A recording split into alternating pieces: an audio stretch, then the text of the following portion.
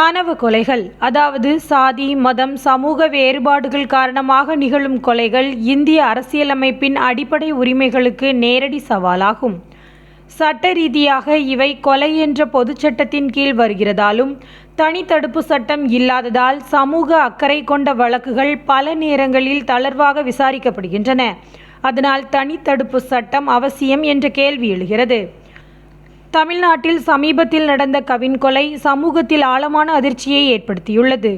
ஜாதி வேறுபாடு காரணமாக நடந்ததாக கூறப்படும் இந்த கொலை ஆணவ கொலை என்ற சட்டப்பிரிவில் தனித்த அடையாளம் பெற வேண்டிய அவசியத்தை வலியுறுத்துகிறது.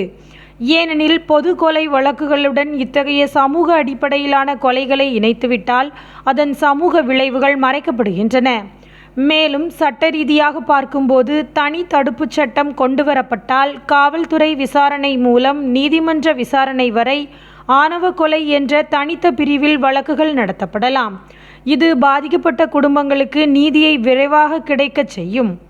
மேலும் சமூகத்தில் ஜாதி அடிப்படையிலான வன்முறையை தடுக்கும் வகையில் சட்டம் ஒரு வலுவான தடுப்பு கருவியாக அமையும். கவின் ஏன் கொல்லப்பட்டார்? அவர் தனது சமூகத்தை தாண்டி காதல் செய்ததால் இது நடந்தது. இது இந்திய அரசியலமைப்பின் சமத்துவ உரிமை மற்றும் தனிநபர் சுதந்திரம் ஆகியவற்றிற்கு எதிரான தாக்குதலாகும். இத்தகைய சம்பவங்கள் சமூகத்தில் இன்னும் ஜாதி அடிப்படையிலான வன்முறை ஆழமாக பதிந்திருப்பதை வெளிப்படுத்துகின்றன. அதனால் தனி தடுப்பு சட்டம் கொண்டு வருவது சட்ட ரீதியாக மட்டுமல்ல, சமூக நீதிக்கான அவசியமாகவும் பார்க்கப்படுகிறது. சமூக அக்கறையுடன் பார்க்கும்போது ஆணவ கொலைகள் தடுக்கும் தனிச்சட்டம் பாதிக்கப்பட்ட குடும்பங்களுக்கு பாதுகாப்பு, சமூகத்தில் சமத்துவம் மற்றும் இளைஞர்களின் சுதந்திரத்தை உறுதி செய்யும். தமிழ்நாட்டில் நடந்த கவின் சம்பவம் இந்த சட்ட அவசியத்தை மீண்டும் மீண்டும் நினைவூட்டுகிறது.